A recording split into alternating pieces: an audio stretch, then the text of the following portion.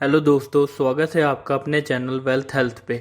जैसा कि हमने स्टार्टअप सीरीज़ में बात की है कैसे कम से कम पैसे में अपना स्टार्टअप स्टार्ट किया जाए और किस तरह से उसे ग्रो किया जाए, तो हम आज बात करेंगे किस तरह से अपने चलते हुए बिजनेस को और नए स्टार्टअप को किस तरह से और बढ़िया तरीके से ग्रो कर सकते हैं। तो चलिए दोस्तों, वीडियो को शुरू करते हैं।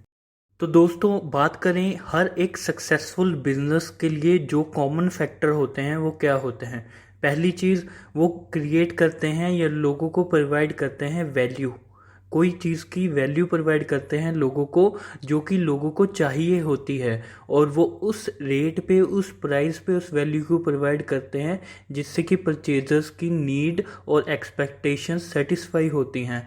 और इस चीज़ करने से उनको एक रेवेन्यू जनरेट होता है जो कि बिजनेस ओनर को एक वर्थवाइल एम्प्लॉयमेंट देता है, जिससे कि वो चीज़ें कंटिन्यूशन में करता रहता है। कस्टमर्स की नीड को सस्ते रेट में देना, यही एक बिजनेस की कुंजी है। तो चलिए दोस्तों, अब हम बात करते हैं की रिक्वायरमेंट्स की बिजनेस के लिए। हमने ये तो बात कर ली कि किसी भी चीज़ को बनाएं और उससे बना के लोगों की नीड को फुलफिल करें, तो उससे जो रेवेन्यू जनरेट होगा वो आपका बिजनेस है। तो उस रिक्वायरमेंट को किस तरह से हम देख सकते हैं? सबसे पहले हमें उसके लिए करनी पड़ेगी मार्केट रिसर्च। तो मार्केट रिसर्च से हम क्या कर सकते हैं, जो वैल्यू हमें क्रिएट करनी है, हमें लोगों को समझने में क्या, लोगों की क्या नीड है, उसके लिए हमें मार्केट रिसर्च करेंगे।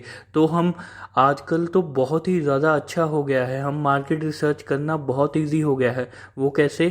क्योंकि रिसर्च करने के कुछ तरीके आ गए हैं, जैसा कि हम एनालाइज कर सकते हैं, हम सर्वे क्रिएट कर सकते हैं गूगल फॉर्म में, हम पब्लिक के थ्रू पार्टिसिपेशन करा के आइडिया जनरेशन ले सकते हैं। तो इस तरह के हम छोटे छोटे ट्रिक्स कर सकते हैं जिससे हमें लोगों की रिक्वायरमेंट का पता चलेगा कि लोगों की क्या रिक्वायरमेंट है, मार्केट में किस चीज़ की नीड अभी ज़्यादा है।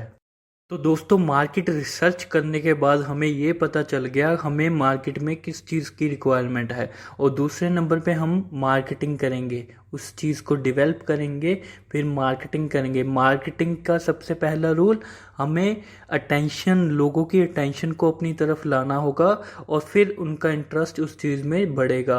तो अटेंशन किस तरह से हम ला सकते हैं? हम यूज़ कर सकते हैं सोशल मीडिया प्लेटफॉर्म्स, क्योंकि ये आजकल बहुत ही ज़्यादा पॉपुलर होते जा रहे हैं और मार्केटिंग के लिए बहुत ही अच्छा प्लेटफॉर्म दे रहे हैं। हम लोगों को अपने प्रोडक्ट्स के बेनिफिट बता सकते हैं, किस तरह से वो लोगों की हेल्प करेगा। हम उनमें एक वांट जगाएंगे जिससे कि हमारे प्रोडक्ट की पॉपुलैरिटी भी इंक्रीज होगी। दोस्तों, हमने प्रोडक्ट बना लिया, उसके बाद उसकी मार्केटिंग कर दी, पर सबसे इम्पॉर्टेंट है value delivery and operations. Value delivery and operations क्या होता है? बहुत ही बड़ी टर्म लग रही है, पर ये बड़ी नहीं है। हमें लोगों के बीच में अब एक ट्रस्ट अपना क्रिएट करना है कि जो हम वैल्यू देंगे वो एग्जैक्ट आपके पास वही वैल्यू आएगी। अपने फेक प्रोमिसेस नहीं करने हैं, क्योंकि मार्केट में सबसे ज़्यादा आपका ब्रांड नेम चलेगा। तो अगर आपका ब्रांड नेम ठीक है तो मार्केट में आपकी वैल्यू भी ठीक रहेगी। तो हम ये कैसे कर सकते हैं? अपने किए हुए वादों को निभा के एक ट्रांसपेरेंसी दिखाएंगे सब कस्टमर्स को कि किस तरह से हमारा एक बनाया हुआ सिस्टम वर्क करता है। और तीसरे नंबर पे हम ट्रस्ट, किसी भी कीमत पे अपना ट्रस्ट नहीं टूटने देंगे। और चौथे नंबर पे हमें ये ज़रूर ध्यान रखना होगा कि कस्टमर्स के टाइम की भी वैल्यू है। तो हमें जो उनकी वैल्यू हमने प्रॉमिस की है उसे स्पेसिफिक टाइम के लूप में ही कंप्लीट करके उन्हें देना होगा। तो दोस्तों, जब हम ये सारी चीज़ें कंटिन्यूएशन में करते जाएंगे, प्रोडक्ट बना के मार्केटिंग करेंगे, मार्केटिंग के बाद उन्हें लोगों के बीच में स्प्रेड आउट करेंगे, तब सबसे इम्पोर्टेंट रोल आता है कस्टमर सर्विस का। क्योंकि कस्टमर सर्विस बहुत ही ज़्यादा इम्पोर्टेंट बन जाती है। अगर आपकी सर्विस में फॉल्ट और एरर आता है तो आप बहुत से कस्टमर्स को लूज़ कर सकते हैं।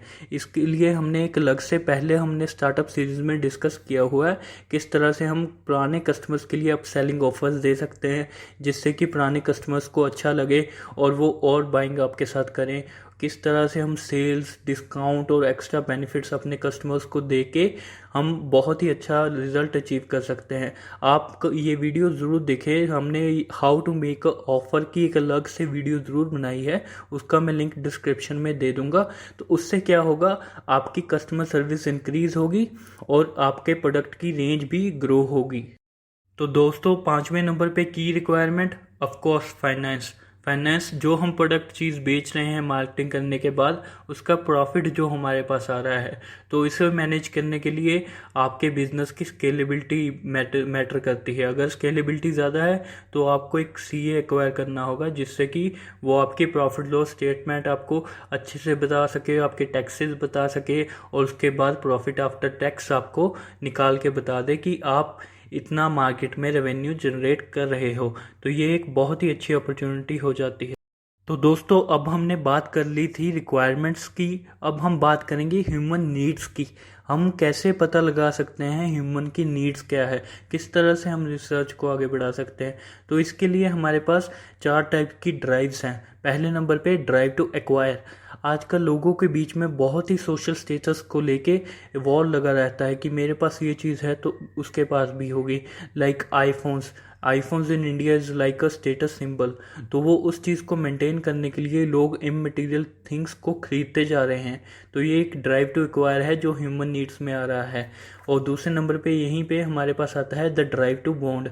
जिस तरह के restaurant business, conferences, dating services आजकल ग्रो हो रही हैं, वो ये बताता है कि इंडिया में हमारे यहाँ पे किस तरह से ड्राइव टू बॉन्ड इंक्रीज हो रहा है। तो दोस्तों ड्राइव्स में आगे बात कर लें तो तीसरे नंबर पे आता है हमारे पास द ड्राइव टू लर्न।